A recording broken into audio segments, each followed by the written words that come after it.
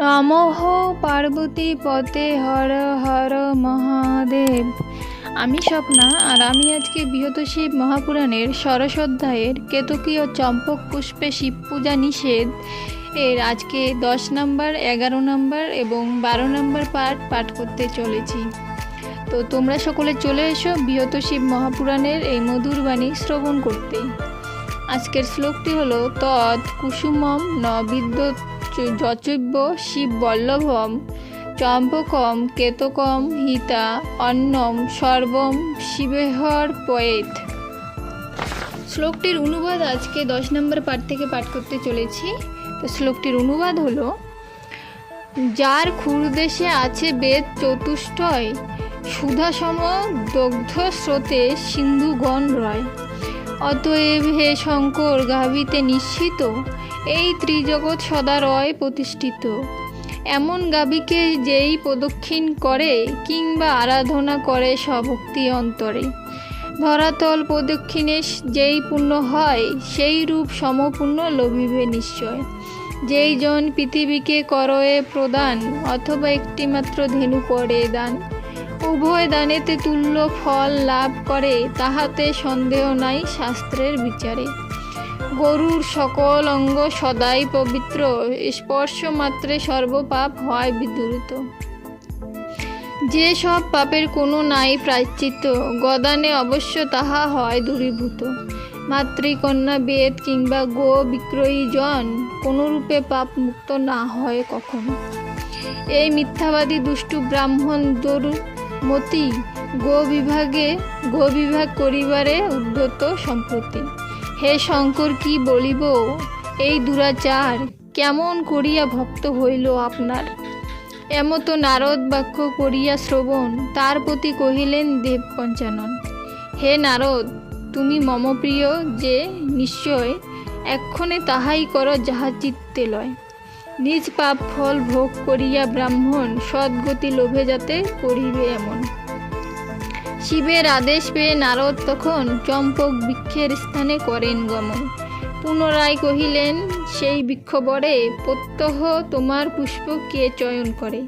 কোনরূপ কপটতা না করি এখন আমার নিকটে কহ সুসত্য বচন। তথাপিত্ত মিথ্যা কথা কহে বৃক্ষবর, তখন নারদ হন ক্রোধিত অন্তর। শিবের আদেশ মতো নারদ তাহারে মিথ্যার কারণে অভিশাপ দান করে। হে বৃক্ষ, তোমার পুষ্প শিবের পূজায় অবশ্য অযোগ্য হবে জানিবে সদায়। এমন সময় সেই দুর্মতি ব্রাহ্মণ চম্পক বৃক্ষের তলে করে আগমন। তাহাকে দেখিয়া তথা নারদ সুজন অবিলম্বে অভিশাপ দিলেন তখন। রে দুষ্টু, রাজার কাছে ধনাদি লইয়া তার ভাগ লয়েছিস এই তোর হিয়া। মিথ্যুক চম্পকে শিবে করি বশীভূত, দ্বিজগণে উৎপীড়ন করিস সতত। চিরকাল বদনেতে মিথ্যা কথা তোর, তাই অভিশাপ বাণী শুনে রাখ মোর। ব্রাহ্মণ কুলেতে জন্মি করিলি অযশ, মম অভিশাপে তুই হইবি রাক্ষস। নারদের অভিশাপ করিয়া শ্রবণ, অতিশয় ভয়ভীত হইল ব্রাহ্মণ। নারদের পদতলে পড়িয়া সত্তরে কহিল, করেছি ভুল, কৃপা কর মরে। আর কখনো আমি মিথ্যা না কহিব, অদ্য হতে সদা সৎ পথেতে চলিব। নারদ কহেন তবে, রে দুষ্টু ব্রাহ্মণ, কবু নাহি মিথ্যা হয় আমার বচন। যেমন করিলি কর্ম ফল সেই মতো, তাই তো রাক্ষস তুই হইবি নিশ্চিত। ক্রেতা যুগে শ্রীরামের পাইবি দর্শন, আর তাহারই হস্তে হইবি নিধন। বহুদিন শঙ্করের পূজার প্রভাবে, পুনরায় দেহ তোর সুন্দর হইবে। নারদের অভিশাপে ব্রাহ্মণ তখন ভীষণ রাক্ষস মূর্তি করিল ধারণ। বিরাট নামেতে সেই রাক্ষসে দেখিয়া নারদ ঘরের স্থানে গমন করিয়া, গোকর্ণে শিবলিঙ্গে করিয়া প্রণতি, বীণা বাজাইয়া চলে আপন বসতি। পরম সুন্দর এই একখান পবিত্র পাঠ বা শ্রবণে পাপ হয় বিদরিত। শ্রী শিব পুরাণ রচে মুনি বেশ, পয়ারেতে গায় তাহা দীন ভক্ত দাস। জ্ঞান সংহিতার ষোড়শ অধ্যায়ে কেতকী ও চম্পক পুষ্পে শিব পূজা নিষেধ কথন এখানেই সমাপ্ত হলো।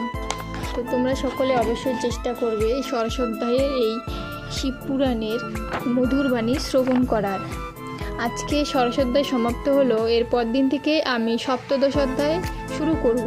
তো সকলে অবশ্যই ষোড়শ অধ্যায় পুরো পাঠটা 1 থেকে 12তম পাঠ অবধি সকলে অবশ্যই শ্রবণ করার চেষ্টা করবেন বা শিবপুরাণ পাঠ করার চেষ্টা করবেন। আজকে আমি এখানেই সমাপ্ত করছি। সকলে ভালো থাকবেন। ধন্যবাদ।